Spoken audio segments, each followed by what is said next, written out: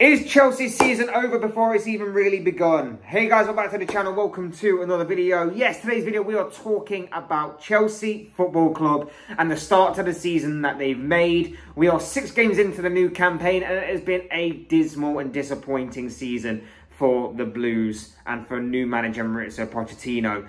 It was a season that at the beginning promised so much optimism, so much hope, so much excitement. A summer transfer window in which they were splashing the cash at will, hijacking deals left, right and centre, creating a squad full to the brim of potential and raw talent.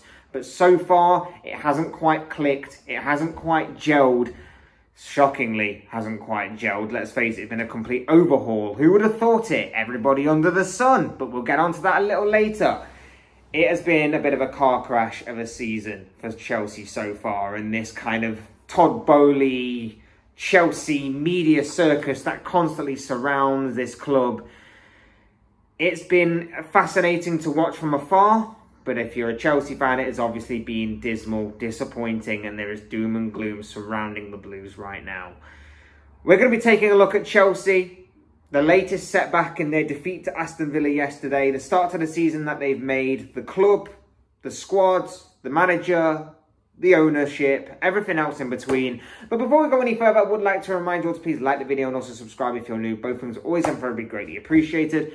And of course, for you lot to get involved in the comment section as well. Do get involved down there because I'm sure you have a lot of interesting thoughts, comments, opinions, predictions, feelings, whatever you want to call it. That'll make for great and interesting reading. So do get involved.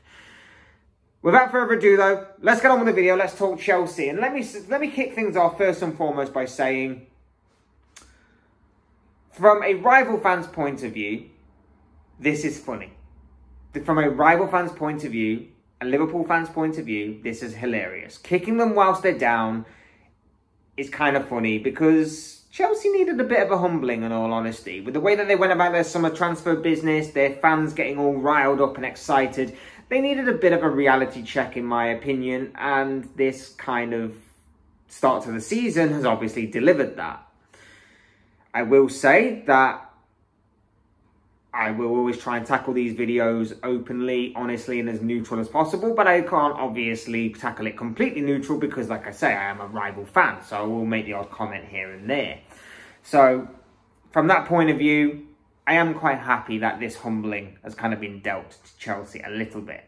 But what I have also said in the past is that I also expect Chelsea to one day get things right. I expect one day for everything to click. Maybe they bring in someone who may be smarter about the situation, have a bit more intelligence and a bit more of a clearer plan about the situation to be the brains behind the operation to get things moving. Maybe that will be the case going forward. We'll have to wait and see.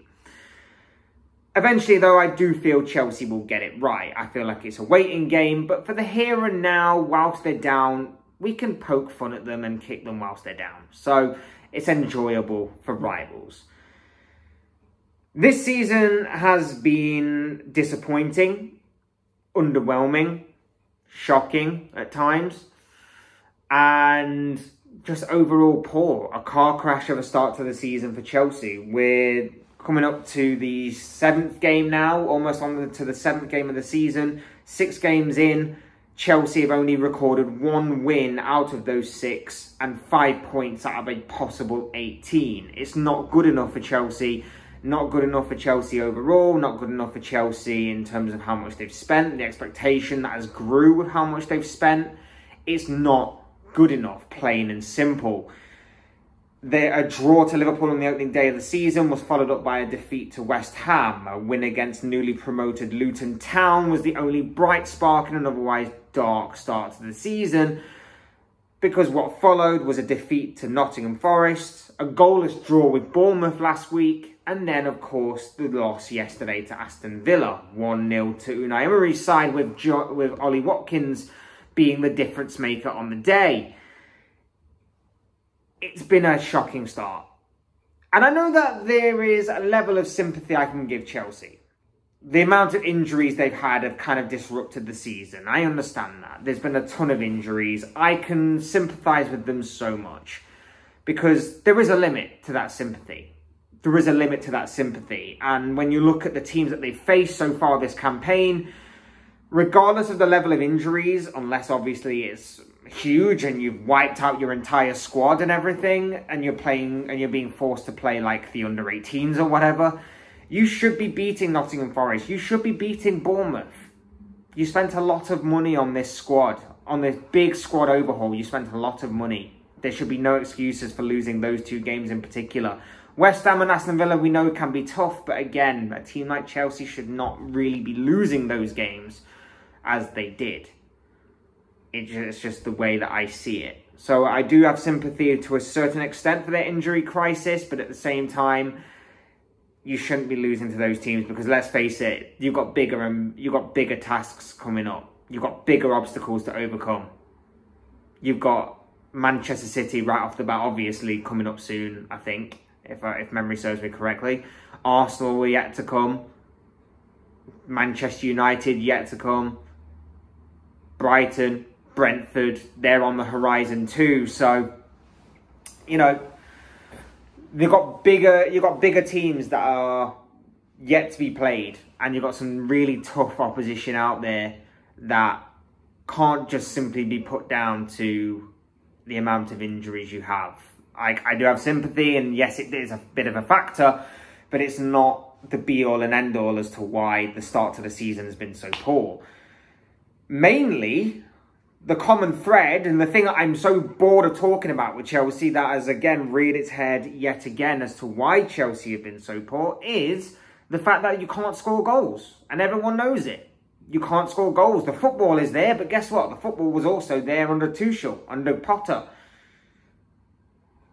I don't know what Lampard was about. We'll ignore that. But the football has always been there for Chelsea. It's about putting the ball into the back of the net. And whilst I can safely say that this squad that Chelsea have built up is full to the brim of unreal, immense potential, it lacks experience. There is raw talent there. There is potential there, but it lacks experience and it lacks for the here and now.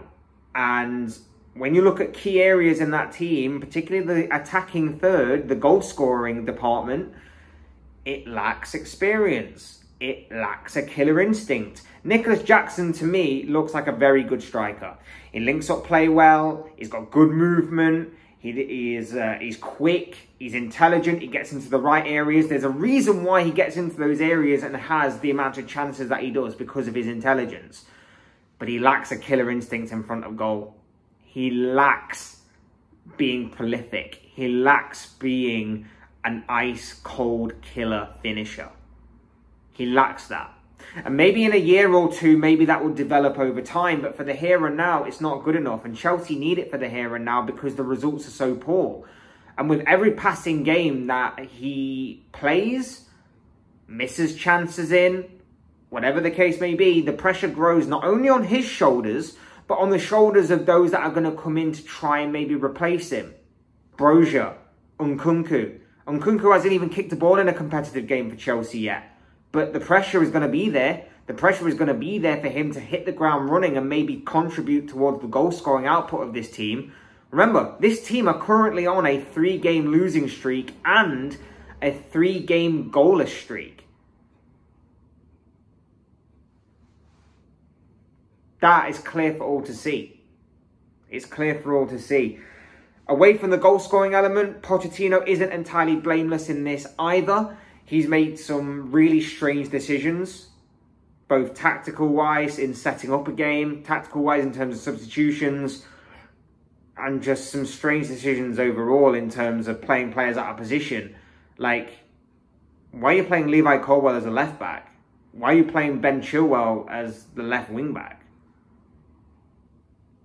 Why did you take off Mudryk when Sterling was having a poor game yesterday, and Mudryk arguably had his best game yesterday? I know you went down to 10 men and it was horrible to sacrifice one of them, but Sterling wasn't exactly great yesterday. Just some strange decisions in that department. And I do feel sorry for him. And again, there is a level of sympathy I can give each element of this club, but it only goes so far. I can give Poch some sympathy. Like, he's coming into a new team with a crazy ownership, which we'll get onto a little later, that seemingly wants to be very, very much hands-on. and has got a brand new team ahead of him. And the team is brand new to each other. He doesn't know the team. He's having to guess, and he's having to still work out his best starting 11 as well as his best squad overall. He's got all these different parts that he's got to play around with and move around with. I do feel a level of sympathy for that. But he knew what he was signing up for when he signed up for the job. He knew that he was going to have an ownership that was going to be very much hands-on. He knew he was going to have a brand new squad, pretty much. A brand new overhaul of a squad. He knew that. So therefore, I don't really have that much sympathy with him. I have a little bit, of course, but not by a great deal, because he knew what he was getting himself signed up for. But he's not helping himself with the level of mistakes he's making in terms of his tactics, in terms of his substitutions, in terms of the way he's setting up. Some of the decisions he's made this season so far have been pretty strange. But overall, the ownership issue is a problem. And I've constantly said this when I talk about Chelsea. I've never known a new owner or a new ownership to have such big fanfare and have such a big media circus around them. Newcastle, obviously, but for the most part, it seems that they let Eddie Howe just deal with the on-the-pitch stuff. You heard stories last year that the ownership was getting involved in on-the-pitch matters. They shouldn't be doing that. They should leave that to the manager. If this is happening again, and this is Poch just being the front guy, if this is Poch just being the owner's puppet, it's bad on him. If Poch is just the yes guy for the owners to run this club the way that it looks like it's being run from the outside looking in, it's bad.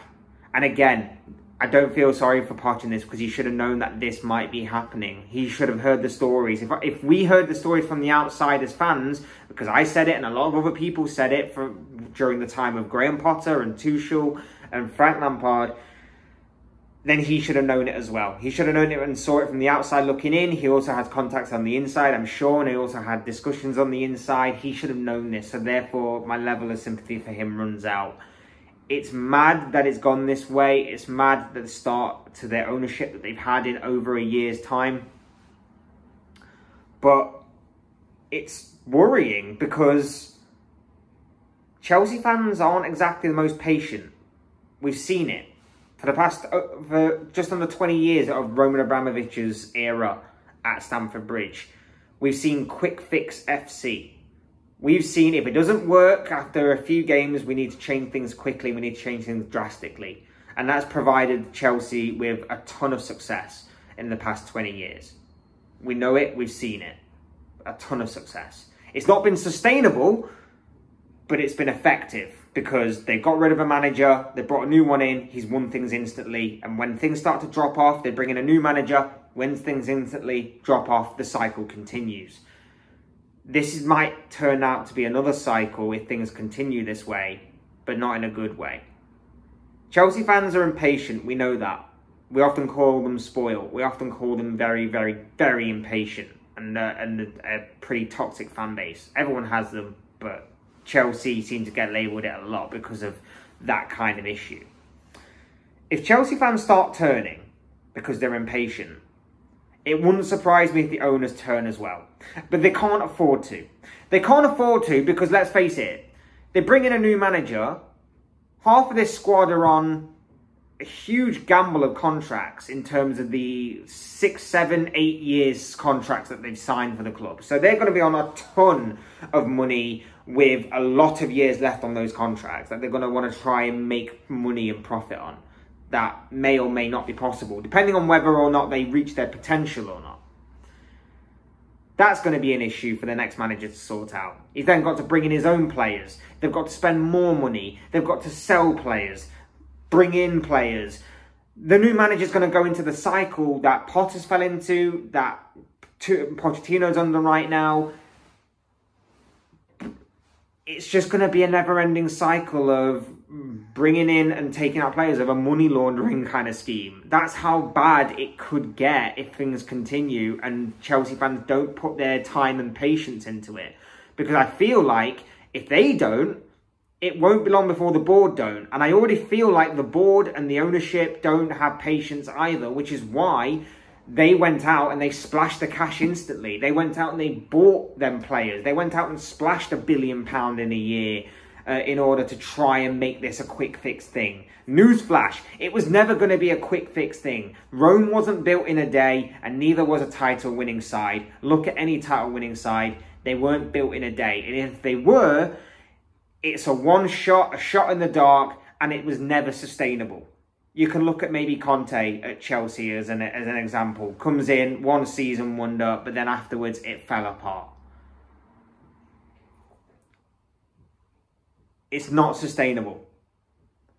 And I feel like if Chelsea fans are already running out of patience, I feel like they may be as well. And then Chelsea fans are back to square one. Chelsea fans are back to square one of bringing in a new manager, selling half the squad, bringing in a new half of the squad, and vice versa. And going again and again and again. Until one day, you may get some sort of level of success. You may get a domestic cup here and there. You may even win a league title here and there. But it won't be sustainable. It won't be long term because it won't be consistent and it won't be consecutive. And you'll just go through that. And you may end up merging with that Roman Abramovich era and model of quick fix managers. And you may be back to square one again. And although it may prove successful, it seemingly won't be legitimate, and it may not actually work now. It may have been a thing when Chelsea were ahead of the game in terms of money, but it may not be working now. Don't get me wrong, like I say, Chelsea squad looks good. It looks immense, and it looks full of talented youngsters that have got a huge potential and a huge ceiling ahead of them. They could gel and they could work as a unit, but it's going to take some time, and Chelsea fans need to be patient with that. And that's why it brings me on to this year and this season. And my question at the beginning of this video, is Chelsea's season over before it's even begun? In my opinion, it is. They've got 5 points from their opening 6 games. They're like 10 points away from a top 5 finish. Remember, it's top 5 that qualifies you for Champions League this year with the new format going into it next season. Champions League is the bare minimum that I would expect Chelsea to achieve. Maybe they could achieve some sort of success in the FA Cup or the Carabao Cup maybe. That could be a start.